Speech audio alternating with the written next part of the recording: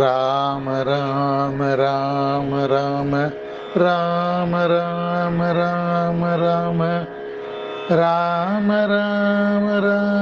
ராம ராம ராம ராம ராம ராம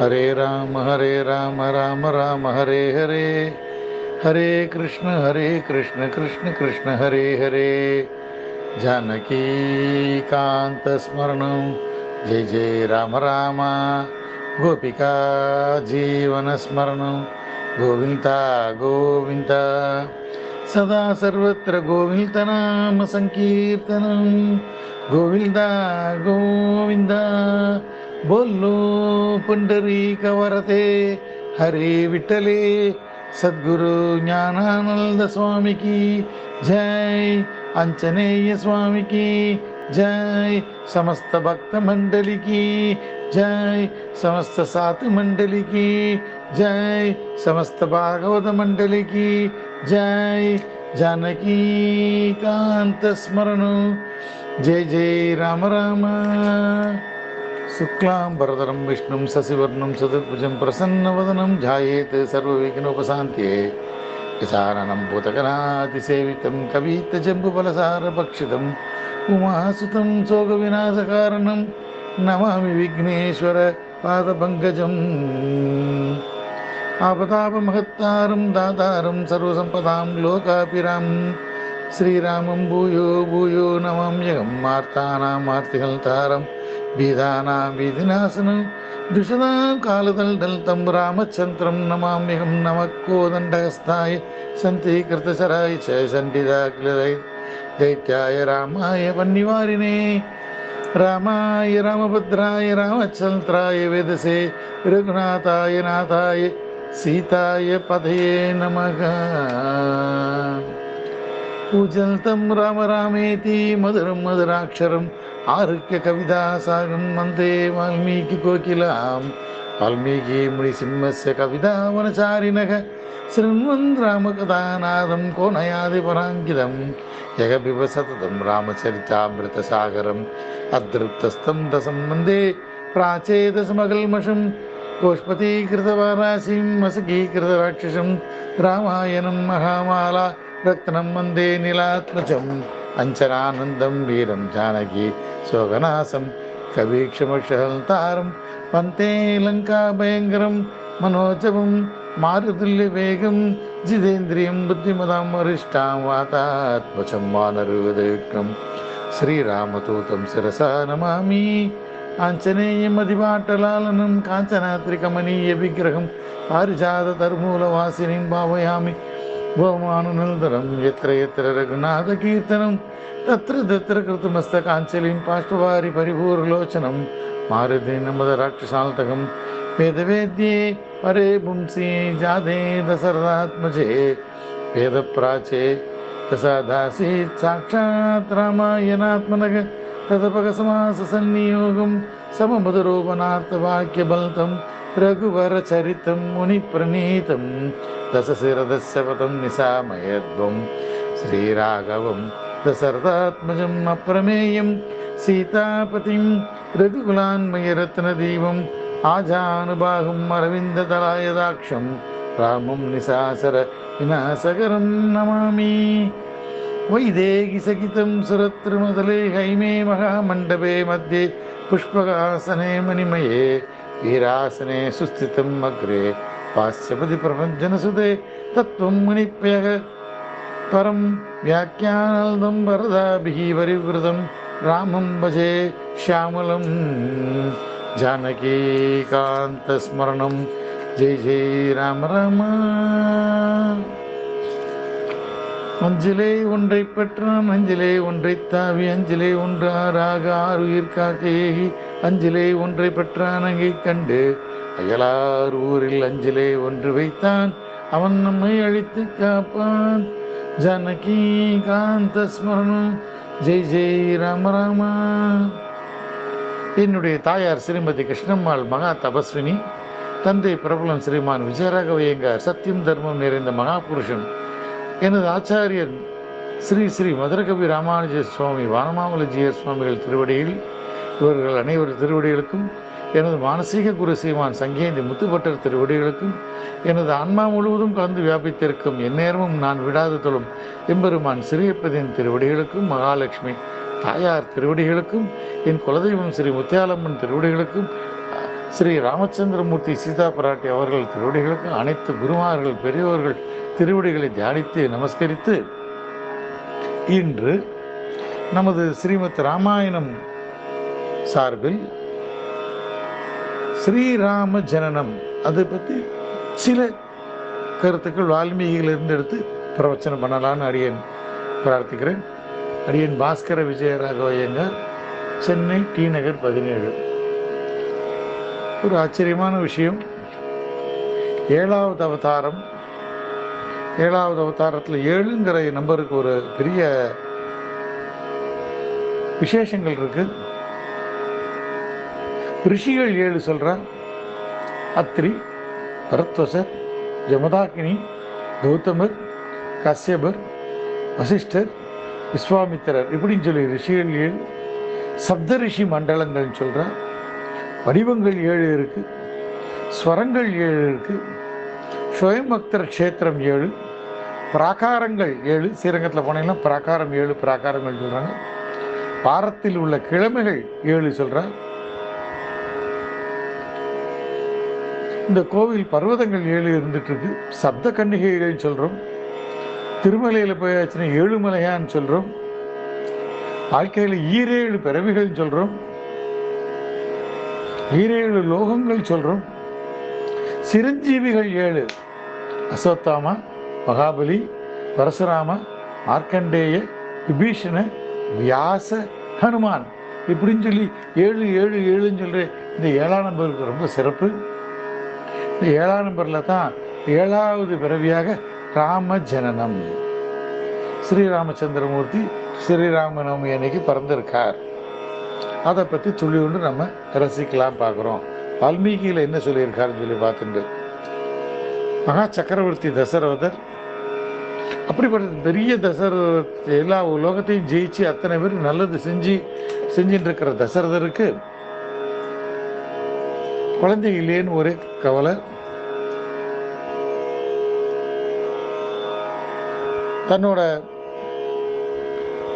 மந்திரிகள், தன்னோட குலகுரு, பிராமணர்கள், அந்தணர்கள் இவாளெல்லாம் வச்சு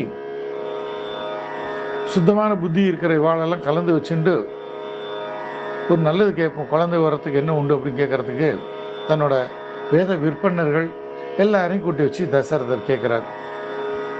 சுயக்ஞர், வாமதேவர், ஜபாலி, கஸ்யபர், இது போக அவருக்கு குலத்துக்கு புரோகிதரான வசிஷ்டர் இத்தனை பேரையும் கூடி வச்சு வேத விற்பனர்களான அந்தணர்கள் அந்த காலத்தில் பிராமணால ரொம்ப விசேஷமாக வேத விற்பனம் செய்கிறவாளா அவளையும் கூட்டிண்டு எல்லாரும் சபையில் வர வச்சு பேசிட்டு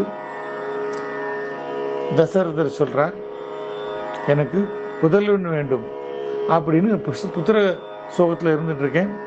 புத்திரன் குழந்தைகள் பிறக்கணும்னு சொல்லி அப்படி தவிச்சுட்டு இருக்கிற எனக்கு மனசு நிம்மதியே இல்லை. இந்த ராஜ்யங்கள் 7 லோகம் சக்கரவர்த்தி எல்லாம் இருந்துட்டு இருக்கு, அடைஞ்சாச்சு, எல்லா பேரும் அடைஞ்சாச்சு. ஆனால் அந்த குழந்தை இல்லையே, வாரிசுகள் இல்லையேன்னு மனசு கவலைப்பட்டு இருக்கார். அதனால ஒரு அஸ்வமேத யாகம் செய்யலாம்னு அப்படின்னு படுதுன்னு சொல்லி சொல்றார். அப்படின்னு சொல்லி இதில் சாஸ்திர நூல்கள், நாள், திதி இதெல்லாம் பார்க்கணும், உங்களெல்லாம் கலந்துட்டு எல்லாரும் செய்யலாம்னு சொல்றப்ப எல்லாருக்கும் சந்தோஷம். வம்ச விருத்திக்கு கேட்கிறார் அப்படின்னு சொல்லி எல்லாரும் சந்தோஷப்படுறப்ப பிராமணர்கள் ஆசீர்வாதம் பண்றார். பிராமணர்கள் ஆசீர்வாதம் பண்ண உடனே தசரத ராஜாவுக்கு ரொம்ப சந்தோஷம் வந்துடுத்து. அவர் ஆனந்த கண்ணீர் விட்டுக்கிறார். எல்லாரும் ஆமா ஆமா ஆமோதிக்கிறார். இப்படி அவளோட ஆச்சாரியர், குருமார்கள் எல்லாரும் சொன்ன உடனே தசரதுக்கு ரொம்ப சந்தோஷம் வந்துடுத்து. இதுக்கு எப்படி பண்றது, யாரை பண்றது எல்லாம் போய் கேட்டுட்டு இருக்கார். இது ஒரு பக்கம் நடக்கிறது. ரிஷி சிங்கரை பார்த்து பேசலாம்னு சொல்லி ரிஷி சிங்கர் அழைச்சிட்டு வந்துட்டு அவா நாட்டுக்கு போய் அவா மாமனார்கிட்ட பேசி ரிஷி சிங்கர் சாந்தான்னு சொல்லி அவ ஹஸ்பண்ட் ஒய்ஃபு அவளையும் அழைச்சிட்டு வர சொல்லி அஸ்வமேத யாகத்துக்கு ஏற்பாடு பண்ணுகிறார். அஸ்வமேத யாகம் ரொம்ப ரொம்ப ரொம்ப ரொம்ப கிராண்டாக பண்ணுறார். அஸ்வமேத யாகம் பண்ணி அந்த யாகத்தில்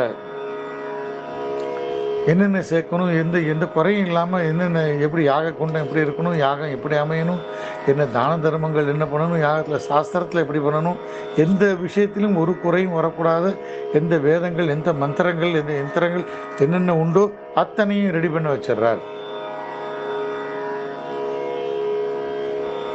அப்போ வசிஷ்டர் அதுக்கு எல்லாத்துக்கும் உபயோகமாக இருந்து எல்லாம் பண்ணிட்டு இருக்கார். ரிஷி சிங்கர் வந்து அந்த யாகத்தை பண்ணுறார்.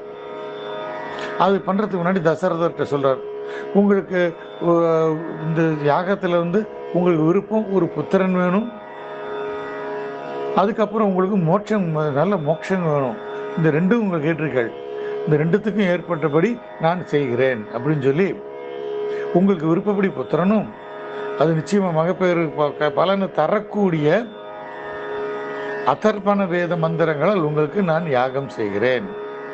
அதர்வசி புரோக்தை மந்திரைஹி சித்தாம் வினாதனக. அந்த அதர்வசி புரோக்தை மந்திரைஹி,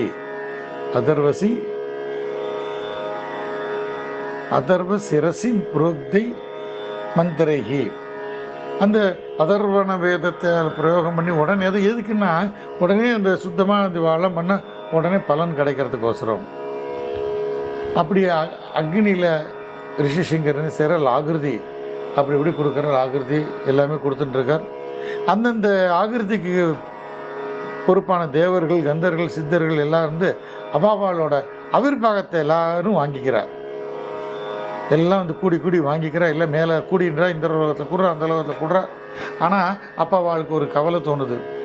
இந்த சமயத்தில் இந்த ராவணேஸ்வரன் ஒருத்தன் இருக்கானே, அவனை இத்தனை தொந்தரவு கொடுத்துட்டுருக்கான், ரிஷிகளுக்கும் எல்லாருக்கும் அமைதியாக இருக்கிற எத்தனை பேருக்கும் கொடுத்துட்டுருக்கான். அவனுக்கு பயங்கர பராக்கிரமம் வந்துடுது, யாராலையும் அவனை அடைக்க முடியல. அப்படி இந்த தேவர்கள் எல்லாரும் செய்கிறப்ப இவால இந்த ஹோமம் நடக்கிற சமயத்திலே பிரம்மாட்ட போய் கேட்டுருவோம். பிரம்மா சொல்கிறார், அவனுக்கு நான் தான் வரம் கொடுத்தேன், எல்லாம் கொடுத்தேன், ஆனால் ஒரு சூட்சமம் இருக்குது அப்படிங்கிறார். அவன் வந்து பெரிய வரம் கேட்குறப்ப என்ன சொல்லிட்டான், கந்தர்வர், யக்ஷர், தேவர், அசுரர், அரக்கர் இவர்களால் எனக்கு அழிவு ஏற்படாது இருக்க வேணும். இந்த ராட்சசர்கள் என்ன செய்கிறா, அவளுக்கு எப்பவுமே வரம் வாங்குறப்ப ஏதோ ஒரு தப்பு பண்ணிடுவா. நான் ரொம்ப அதிபுத்திசாலிமா ஏதாவது ஒரு அடிமட்டம் சின்ன தப்பு பண்ணியிருப்பான். அந்த அவளுக்கு அந்த ராட்சச புத்தி, எல்லாரும் ஜெயிச்சுட்டு இருக்கணும் அப்படி சொல்கிறப்ப பிரம்மாட்ட வரம் கேட்ட ராவணேஸ்வரன் பிரம்மாட்ட வரம் கேட்குறப்ப கந்தர்வர், யக்ஷர், தேவர், அசுரர், அரக்கர் இவாளால் யாராலையும் எனக்கு அழிவே ஆகக்கூடாது. ஏன்னா மனுஷனை துச்சமாக நினச்சிட்டார் மனுஷ பிறவியை. பிரம்மாவும் சரி அப்படியே ஆகட்டும் அப்படின்னு கொடுத்துருக்காரு. அது அவருக்கு ஞாபகம் வந்துடுத்தோ.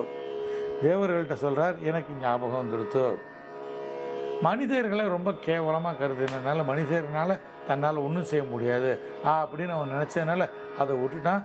அதை வரம் வாங்கினதில் அதை சேர்க்கலை. அதனால் ஒரு உபாயம் என்னென்னா, மனுஷனால தான் ராவணேஸ்வரன் கொல்ல முடியுமே தவிர வேற யாராலையும் கொல்ல முடியாது அப்படின்னு பிரம்மா சொன்னோம். இந்த தேவர்கள் இவாளுகளுக்கெல்லாம் ரொம்ப சந்தோஷம் வந்துடுத்து. நமக்கு வந்து இப்படி ஒரு உபாயம் கிடைச்சிருத்தேன்னு சொல்லி ரொம்ப சந்தோஷம் வந்துடுத்து. இப்படி ஒரு வழி ராவணேஸ்வரனை அழிக்கிறதுக்கு ஒரு வரம் கிடைச்சமே நினச்சிட்டு எல்லாம் செய்கிற. அப்போ உடனே அவங்க என்ன செய்கிறா, இதுக்கு நம்ம நேராக மகாவிஷ்ணுவை பிரார்த்தனை செய்வோம் சொல்லி மகாவிஷ்ணுகிட்ட கேட்குறப்ப அவர்கிட்ட போய் மகாவிஷ்ணுகிட்ட பிரார்த்தனை பண்ணுறா. மகாவிஷ்ணு என்ன வேணும் கேட்குறப்ப தேவ, கந்தர்வ, சித்த முனிவர்களை ராட்சசன் ராவணேஸ்வரன் பாடாப்படுத்துகிறான். முனிவர்களை மட்டும் இல்லாமல் நந்தவனத்தில் விளையாடி கொண்டிருக்க கந்தர்வ அப்சர்வர்களும் அவளால் துன்புறுத்தப்படுகிறான். அவனை சம்ஹாரம் பண்ணணும், கொல்ல வேணும் என்று பிரார்த்திக்கிறதுக்கு ஒரு கோசரமே நாங்கள் முனிவர்களோட உங்களை தேடி வந்து நமஸ்காரம் பண்ணுறோம் அப்படின்னு சொல்லி நாராயணனை ஸ்தோத்திரம் பண்ணுறான். பெருமாள் என்று சொல்ல மங்களம் உண்டாக, ஒன்றும் கவலைப்படாதீங்கோ, உங்கள் நலனுக்காக தேவ ரிஷிகளின் இந்த அச்சத்தெல்லாம் போக்குறதுக்காக கொடூரன் ராவணேஸ்வரன் இருக்கான் பாருங்கோ.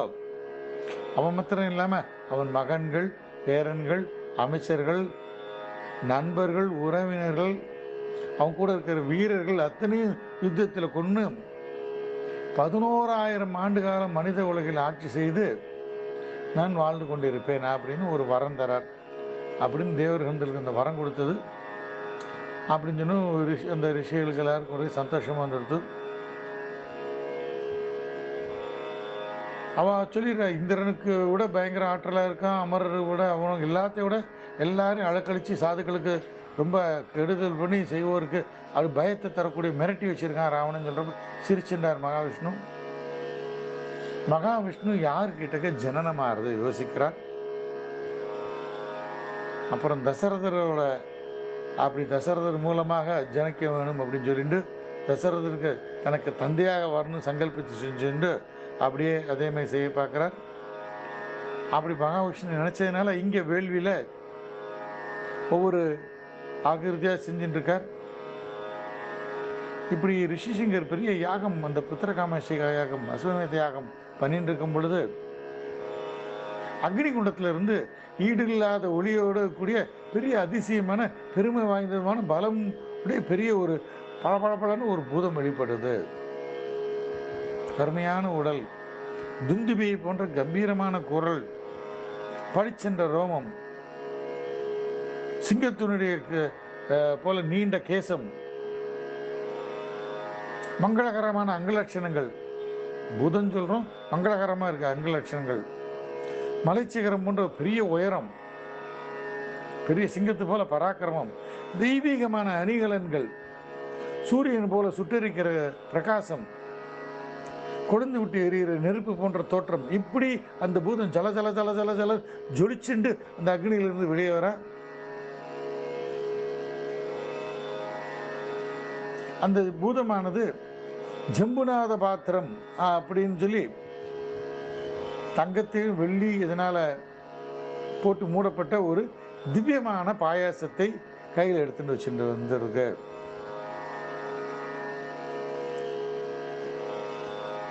தசரதரை பார்த்து அந்த பூதம் சொல்லுது, ராஜா, தசரத ராஜா, இங்கே வந்திருக்க நான் பிரஜாபதி, தொடர்புடைய மனிதன் என்று புரிஞ்சுக்கோ.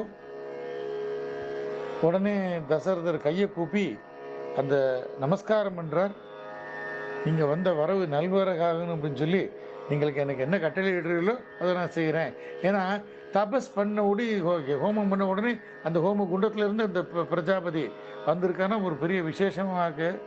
நம்ம கூட இப்போ நிறைய ஹோமத்தில் பார்க்குறோம், கிருஷ்ண ரூபம் வந்துடுத்து, அக்னி ரூபத்தில் ஆஞ்சநேய ரூபம் வந்துடுத்து, பிள்ளையார் ரூபம் வந்துடுத்து, அந்த ஹயக்ரீவ ரூபம் வந்துடுத்துல கொண்டாடுறோமே. இது சாட்சாத் அந்த ரூபம் வந்து கையில் பாயாசத்தை வச்சுருக்கார். அந்த தசரதனை பார்த்து சொல்கிறார், சிங்கம் போல பிரகாசமாக இருக்கக்கூடிய தசரத ராஜாவே, இது தேவர்களால் உண்டாக்கப்பட்ட பாயாசம். இந்த பாயாசம் புத்திரர்களை கொடுக்கக்கூடியது, செல்வத்தை கொடுக்கக்கூடியது, ஆரோக்கியத்தை தரக்கூடியது, இப்படி பல விசேஷமானது. உன் தப வலிமையும் இந்த ஹோமத்துக்கும் திருப்திப்பட்டு இதை உனக்கு கொடுக்கறதுக்கு வந்திருக்கேன். இந்த பாயாசத்தை உனக்கு யாருக்கு மனசுக்கு உகந்த பட்டத்தரசி இருக்காளோ அவளுக்கு நீ கொடுப்பாயாக. நீ எந்த நோக்கத்தோட இந்த யாகம் செய்கிற தசரதா, அந்த குறிக்கோள் நீ அடைய போகிறாய், அடைந்து விடுவாய் அப்படின்னு அந்த பூதம் ஆசீர்வாதம் பண்ணுறது. தசரதர் அப்படியே சேவிச்சுண்டு அந்த தங்கமயமான தேவர்களால் கொடுக்கப்பட்ட, தேவர்களால் உருவாக்கப்பட்ட அந்த பாத்திரம், அப்படி பாயாச பாத்திரத்தை வாங்கிக்கிறார். தலை மேல தாங்கிட்டு அப்படியே பிரதட்சணம் பண்றார். இந்த பூதத்தையும் சேர்த்து யாகுண்டத்தையும் சேர்த்து தலையில் வச்சு பிரதட்சணம் பண்றார். ஒரே சந்தோஷம். தசரதருக்கு கிடைக்காத, அப்படி கற்பனை பண்ண முடியாத சந்தோஷத்தை அடைகிறார். தசரதருக்கு பாயாசம் வந்து ஹோமத்தில் கிடைச்சுடுத்து அப்படிங்கிறது நேராக நியூஸ் வந்து அந்த புறத்துக்கு போய் அவள்கிட்ட போய் சேருது. அவளுக்கும் ஒரே சந்தோஷம் வந்து எடுத்து, ஆஸ் இட் இஸ் அப்படியே நமக்கு குழந்தைகள் பிறந்தது போல் அவளுக்கும் ஒரு சந்தோஷம் வந்து எடுத்து. இந்த தெய்வீக நிகழ்ச்சிகள் நல்லது நடக்கிறப்ப எல்லாமே தொடர்ந்து எல்லாமே நல்லதா வரிசையாக நடக்கிறது மாதிரி. உடனே அவளும் இந்த புத்தர்களுக்கு தரக்கூடிய பாயாசத்தை வாங்கிக்கணும்னு சொல்லி நேராக மடமடன் ராஜாட்ட வந்துடுறாங்க.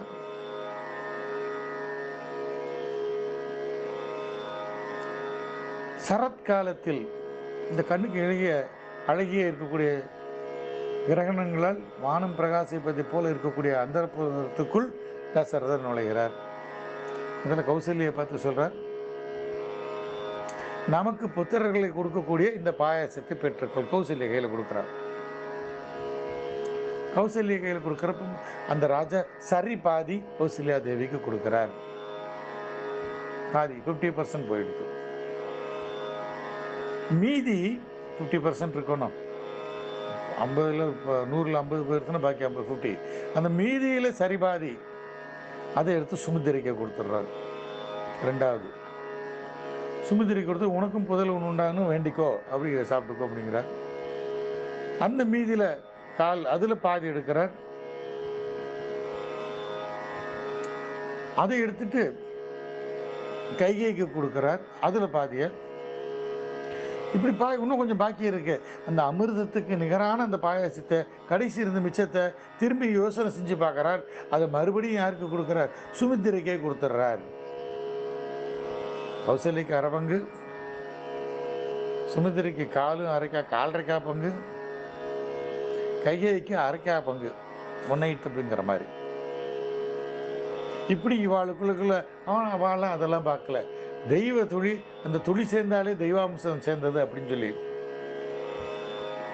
என்ன ஒரு விசேஷம்னா, இந்த பாயசம் சாப்பிட்ட உடனே ரொம்ப பேராசைப்பட்டு சந்தோஷப்பட்டு அவளுக்கு அப்படியே பெருமையா இருக்கு. கூடிய சீக்கிரம் என்ன ஆயிடுச்சு, இவாளும் கர்ப்பம் தரிச்சிட்டா. அரசிகளின் வயிற்றில் கரு வளர்ந்துருச்சு. ராஜாவுக்கு ஒரே சந்தோஷம். தசரத ராஜாவுக்கு, ஆகா ஆத்துக்காரிகள்லாம் மாசமாயிட்டாள் அப்படின்னு சொல்லி ரொம்ப அப்படியே ஒரு பெரிய மன நிறைவு அடைஞ்சிட்டு இருக்கார். தசரத சாதிச்ச மாதிரி. எப்பவுமே ஆத்துக்காரி மாசமா இருக்கிறப்ப ஒரு ஹஸ்பண்டுக்கு ஒரு சந்தோஷமும் ஒரு பெருமையும் ஒரு அப்படி ஒரு கர்வம் வரும். அந்த மாதிரி அது ரொம்ப 1க்கு 3 மண்டாட்டிகளும் கர்ப்பமானதும் அவருக்கு ஒரே பரம சந்தோஷத்துல இருந்துட்டு இருக்கார். இந்த 3 பேரும் அவளுக்கு பிறந்தது வெறுமா பங்கு பங்கா அப்படி கிடையாது. எல்லாமே மகாவிஷ்ணுவோட அம்சம்தான். துளி வந்தா என்ன, கொஞ்சம் வந்தா என்ன, நிறைய வந்தா என்ன, அது எல்லாமே மகாவிஷ்ணு தான். ஆக ராம லக்ஷ்மண பரத சத்ருகன 4 பேரும் பங்கு இத்தனை பங்கு அத்தனை பங்கு கிடையாது. எல்லாமே விஷ்ணு சுரூபந்தான். அப்படி விஷ்ணு சுரூபத்தில் இருக்கக்கூடிய இவாளுக்கு 4 மேனி பொழுது ஒண்ணுமா மடமடன்னு கர்ப்பம் தரிச்சிருந்திருக்கா. ருதுக்கள் ஓடுகிறது. யாகம் நிறைஞ்சி தசரத அத்தனை பேருக்கும் யாகத்துக்கு தானம் தர்மம், பிராமணர்களுக்கு நிலங்கள், பசுக்கள், அது இது அத்தனையும் கொடுத்து எல்லாரும் திருப்திப்படுத்தி எல்லாம் முடிஞ்சு யாகம் முடிஞ்சு 6 ருதுக்கள் கடந்தது. இந்த 6வது ருது முடிஞ்சது 12வது மாசம் பங்குனி மாசம் வருது. நவமி திதி, புனர்வசு நட்சத்திரம் கூடிய நன்னால இந்த 5 கோள்கள் உச்சத்துல இருக்கு. அந்த வேளையில கர்க்கட நட்சத்திரம் சந்திரனும் பிரகஸ்பதியும் சேர்ந்து தோன்றும் நல்ல நேரத்துல உலகமே சேவிக்கக்கூடிய, இந்த பிரபஞ்சமே எல்லாரும் விரும்பக்கூடிய உலகநாயகனான, எல்லாரோலையும் சேவிக்கப்படக்கூடிய, சர்வ லட்சணம் பொருந்திய, சர்வ அலங்கார சுரூபம் பொருந்திய ஸ்ரீராமச்சந்திர மூர்த்தியை கௌசல்யா தேவி பெற்றெடுத்தாள். இக்ஷுவாகு குலத்தை தொடர் செய்பவரும் பெரும் பேறு பெற்றவருமான மகாவிஷ்ணுவுக்கு சரிபாதியும் எல்லையில்லாத ஒளி வீசுறவனு கௌசல்யா தேவி மிகவும் அழகாக விளங்கினாள்.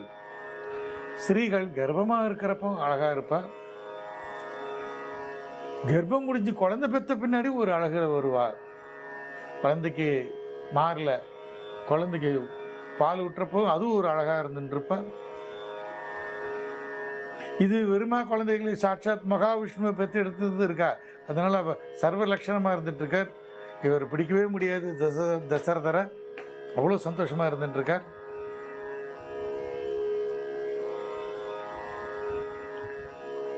இந்த தேவர்கள் கொடுத்த வரத்தினால இந்த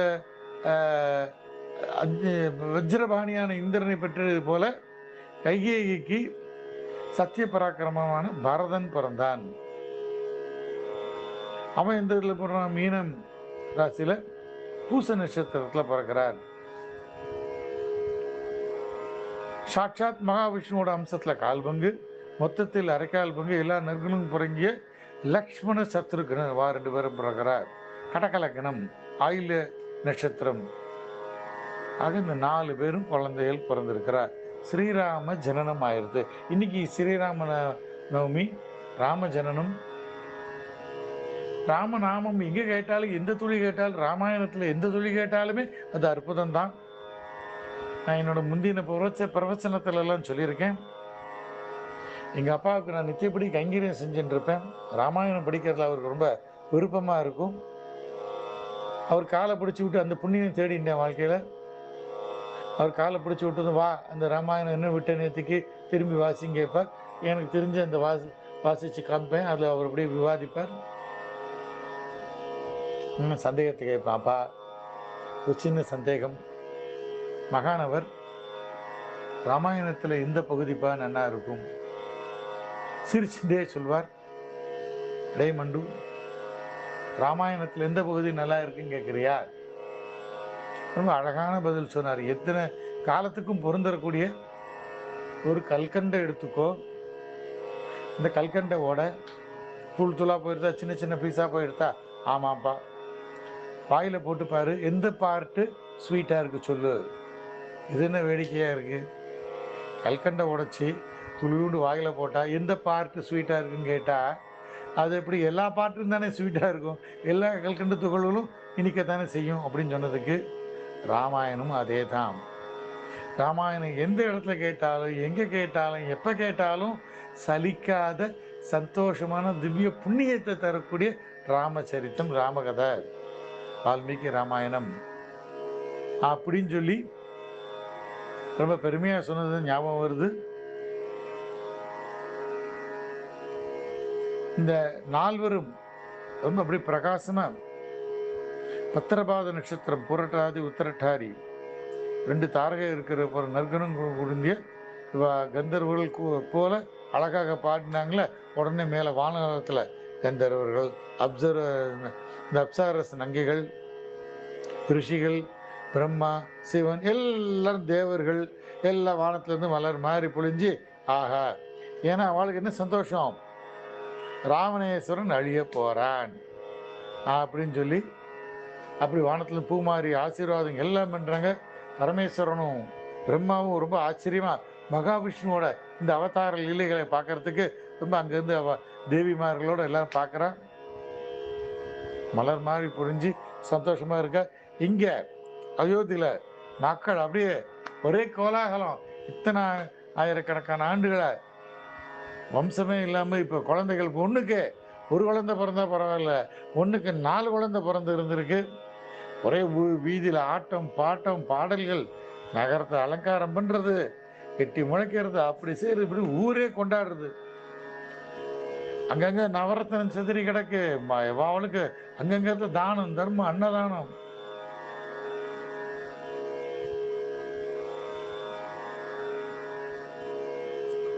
சூத்த மாக்கத்த வந்தி கணங்கள், அப்படி அவளுக்கெல்லாம் ராஜா சன்மானம் கொடுக்கிறார்.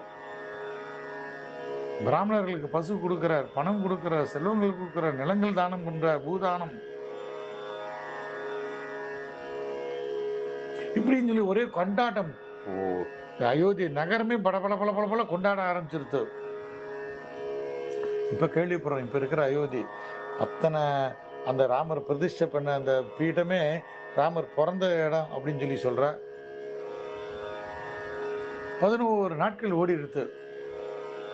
நாமகரணம் பண்ணணும் அப்படின்னு யோசிக்கிறார். அந்த சம்ஸ்காரத்தை செய்யணும், நாமகரணம் பண்ணக்கூடிய சம்ஸ்காரம். பழையபடி குலகுரு, இவாளுக்கு குலகுரு யாரு? வசிஷ்டர்.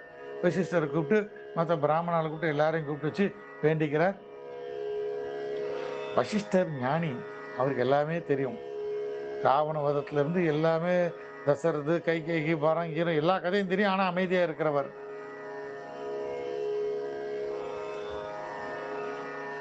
லோகத்துல கிடைக்காத ஒரு பெரிய அற்புதமான பேரு, எளிய மந்திரம்,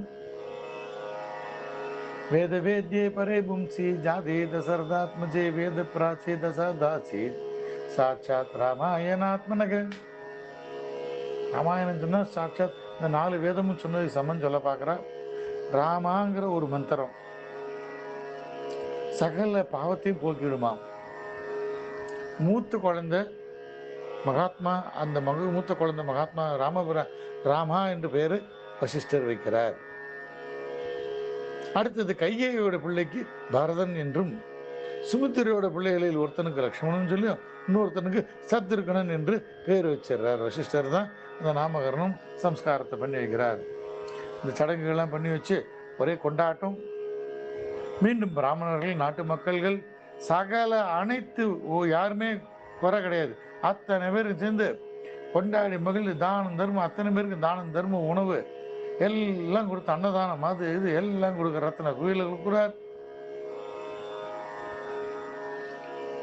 கொடுத்துட்டு குழந்தைகளுக்கு செய்யக்கூடிய ஜாத கர்மம் முதலான எல்லா கர்மாக்களையும் எந்த வேள்வி இது எந்த என்ன உண்டோ எதுவும் குறைவில்லாம தசரதர் நடத்துகிறார். இவ்வாறாக ராம ஜனனம் நடைபெற்றது. ஒரே சந்தோஷம்.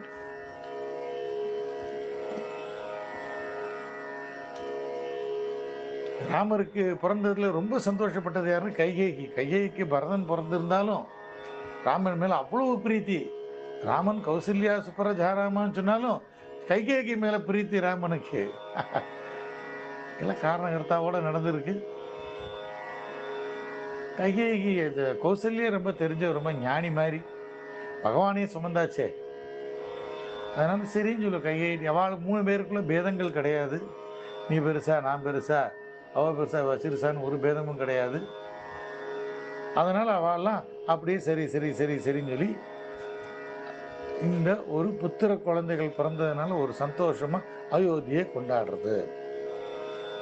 நமக்கு தான் பின்னாடி ராமாயணம் தெரியுமே. ராமன் வளர்றார், குழந்தைகள் 4 பேரும் சகல கலைகளும் வச்சுக்கிறார், எல்லாம் வளர்றார். விஸ்வாமித்திரர் வர்றார், 2 குழந்தைகளை கூட்டின்னு போறார். தாட்டகை வதை நடக்கிறது, சீதா கல்யாணம் நடக்கிறது. திரும்பி அயோத்திக்கு வரார், பட்டாபிஷேகத்துக்கு ஏற்பாடு பண்றார். அந்த இதில் கைகேயிக்கு அந்த வரத்தை இன்சிஸ்ட் பண்ற, கூனி மூலமா அப்படின்னு சொல்லி அந்த வரத்தை இன்சிஸ்ட் பண்றார். 2 வரத்தை வச்சு ராமனை காட்டுக்கு போகணும், பரதன் நாட்டாளன்னு சொல்ற. ராம லக்ஷ்மண சீதா 3 பேரும் சேர்ந்து காட்டுக்கு போறார். தசரதர் சுகத்துல இருந்துக்கிறார். ராமாயணத்தை வேகமா முடிக்கல, ராமாயணம் எல்லாம் தெரிஞ்சதுதான் எல்லாருக்கும். காட்டுக்கு போறார், சித்திரக்கூடத்துல இருக்கார், அங்க இருக்கார். கடைசியில ராவணேஸ்வரன் வரார், அவனுக்கு அழிவு. அதனால தாம் மூலமா தரட்டு மாமனை மாரிசனை தொந்தரவு பண்றார். மாரிசன் பார்க்கறார், இவன் கையால சாகிறதுக்கு ராமன் கையால சாகிறது புண்ணியம் அப்படின்னு நினைச்சுதான் ஒத்துட்டு வரார். அதான் 2 நாள் ஒத்துக்கல. 3ஆம் நாள் மிரட்டின பின்னாடி தான் வர யோசிச்சிட்டார், இந்த ராவணேஸ்வரன் கையில சாகிறத காட்டிலும் ராமச்சந்திரமூர்த்தி கையில மோட்சம் கிடைச்சா நல்லது அப்படிதான் மாரிசன் ஒத்துன்னு வரார். இந்த மகாவிஷ்ணு பிரதிக்கப்படி ராவணேஸ்வரன் ஒரு மிகுந்த வெளியே பராக்கிரமன், பூதம், அது இது எல்லாமே ஒரு பெரிய இதா இருந்தது. ஆனா முடிவுல பார்த்தீங்கன்னா அவ்வளோ பெரிய வீரன் இருந்து பார்த்தா அந்த மனுஷன் தானே, எள்ளி நகையாடு நரமாமிசம் தானே அப்படின்னு சொல்லி சூர்பனகையும் ஒரு காரணமா இருக்கா. சூர்பனகையோட ஆத்துக்காரன் ராவணேஸ்வரன் வதம் செஞ்சிருக்கான். சூர்பனையும் ஒரு முடிவு எடுத்துற, இவனை அழிச்சிடணும்னு சொல்லி, ராவணேஸ்வரன் அழிக்கணும்னு சொல்லி. அதனால ராவணேஸ்வரன் எடுத்தோடனே தானே நேரில் போய் ராமன் கூட போய் சண்டை போடலை. தன்னோட பந்துக்கள், சொந்தக்காரன், படை வீரர்கள், தாத்தா, அப்புறம் மாமா, மச்சாங்கள், புத்திரன், ஒவ்வொருத்தனையும் சண்டை கொடுறா, எல்லாத்தையும் இழந்துடுறான். நீ வீர பராக்கிரமனா இருந்தா எல்லாரும் பின்னாடி, நீ இல்லை முன்னாடி போய் சண்டை போடணும் அப்படி ராவணேஸ்வரன். ஏன்னா விதி அது, அவனோட கூட சேர்ந்து எல்லாரும் முடியணும்னு சொல்லி அவளெல்லாம் கரெக்டாக ஒன்று அனுப்பி கடைசிலத்தான் ராவணேஸ்வரன் சண்டைக்கு போறார். அதுவும் பாருங்க, அந்த போற அனுப்பி ராமன் பெரிய கற்பனையில வச்சுட்டு இருந்திருக்கார். ராவணேஸ்வரனை பத்தி அவன் பெரிய தபஸ்வி, பரமேஸ்வரன் வரம் வாங்கினவன், ஈஸ்வர பட்டம் வாங்கினவன் எல்லாம் சொல்லி அவ்வளோ வாங்கினவர் இந்த விஷயத்துல கோட்டை விட்டார். இதெல்லாம் காரணகர்த்தாவா நடக்கிறது. மனுஷன் தானே ஒரு துச்சமா நினைச்சிட்டார். ராமபானம் ஒரு பானம் பட்ட உடனே தேர் செதறி போய் நிராயுத பாணியை பேன் நிற்கிறப்ப ராமன் சொல்லிட்டார், இன்னைக்கு போயிட்டு நாளைக்கு வா. வேணா ராமணேஸ்வரனை கொண்டாடணுங்கிறால அவன் நிராயுத பாணியை போயிட்டு, இது ராமனை விட வீரன் பராக்கிரம வீரன் வேறு யாரும் உண்டு, நீ போடா அப்படின்னு சொல்லிட்டார்.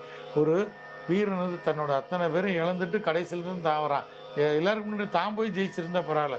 புத்திரன் தாத்திர பௌத்திரன் அவா இவா சாகலதையும் இழந்த ராவணன் இன்று போய் நாளை வா மறுநாளைக்கு வர அந்த மாதிரி சண்டை யுத்தம் நடக்கிறது. பெரிய ஒரு அதிசயம். ஆதித்ய கிருத்தியம் கிடைக்கிறது, ஸ்தோத்திரங்கள் கிடைக்கிறது, ராவணேஸ்வரன் வதம் நடக்கிறது, சீத்தையை திரும்பி அழைச்சின்னு வரார். அது மாத்திரம் கிடையாது, ஆஞ்சநேயர் போய் அசோகவனத்தில் போய் சீத்தையை பார்த்து அந்த சீதா தேவிட்டக்க ராமனோட மோதிரங்கள் கனையாளியை கொடுத்துட்டு பதிலுக்கு சூடாமணியை வாங்கி கொண்டு இருக்கக்கூடிய ஒரு டேர்னிங் பாயிண்ட் ராமாயணத்திலேயே சுந்தரகாண்டம்ங்கிற பெரிய ஒரு விஷயம், பொக்கிஷம் வால்மீகி காவியத்தில் அப்படி எழுதியிருக்கார். எது வந்தாலும் சுந்தரகாண்டத்தை படித்தாலே போதும், அப்படி சகல கஷ்டமும் தீர்ந்துன்னு சொல்லக்கூடிய சூரிய சந்திரன் இருக்கும் வரைக்கும் ராமாயணத்தின் புகழை யாரும் அழிக்க முடியாது அப்படின்னு ஒரு பெரிய விஷயம். அப்படிப்பட்ட ராமகாவியம் எல்லாம் ஜெயிச்சு செஞ்சு திரும்பி வந்து ராமர் பட்டாபிஷேகம் பண்ணி கொண்டு பரிபாலனம் பண்ணினார். ஆக இன்னைக்கு ராம ஜனனம் அப்படிங்கிறதுல பார்த்துருக்கோம். ராமர் பிறந்தது ராம நவமி, பானகம், நீர்மோர், கடப்பருப்பு இதெல்லாம் வச்சு ராமருக்கு அஷ்டோத்திரம் சகசரநாமம் பூஜையை செஞ்சு நம்ம சக்தி யதாசக்தி என்ன முடிஞ்சதோ அதை போட்டு எளிமையான கடவுள் ரொம்ப மனுஷ ரூபத்தில் இருந்து சத்தியம் தர்மத்தை நிலைநாட்டின, இந்த யுக தர்மத்தில் நிலைநாட்டின பெரிய பெருமான் ராமர் பெருமான். அவர் அவதரித்த தினம் என்று ராமநவமி. அப்படிப்பட்ட ராமநவமியில் அடியேன் துளி வால்மீகிலிருந்து குடி சில துளிகளை எடுத்து உங்களுக்கு சொல்லணும்னு ஆசைப்பட்டேன்.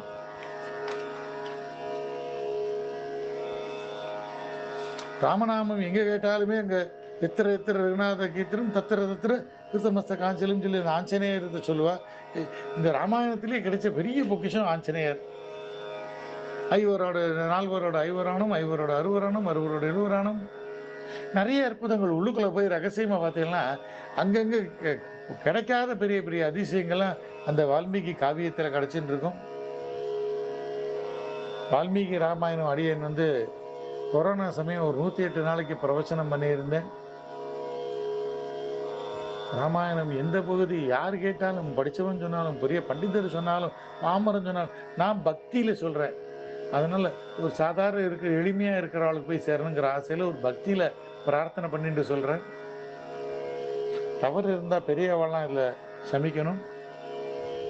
அப்படிப்பட்ட ராமாயணம் ராவண சம்ஹாரம் நடந்து ராமராஜ்யம் நடந்து செஞ்ச நம்ம காலத்திலேயே நம்ம இதுலேயே அந்த கேஸ் முடிஞ்சு கட்டி செஞ்சு ராம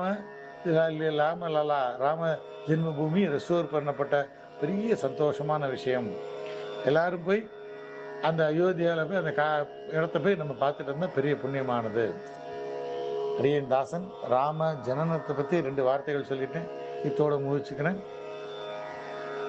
மங்களம் கோசலேந்திராய மகனி குணாப்தே சக்கரவர்த்தி தனுஜாய சார்வபௌமாய மங்களம். மங்களாசாசன பரைர்மதாச்சாரிய புரோகிரமே சர்வைஸ் பூர்வை ஆச்சாரிய சத்கிருதாய மங்களம். ராம ராம ராம ராம ராம ராம ராம ராம ராம ராம ராம ராம ராம ராம ராம ராம जानकी कांत स्मरणं जय जय राम राम. हरि नारायण नारायण.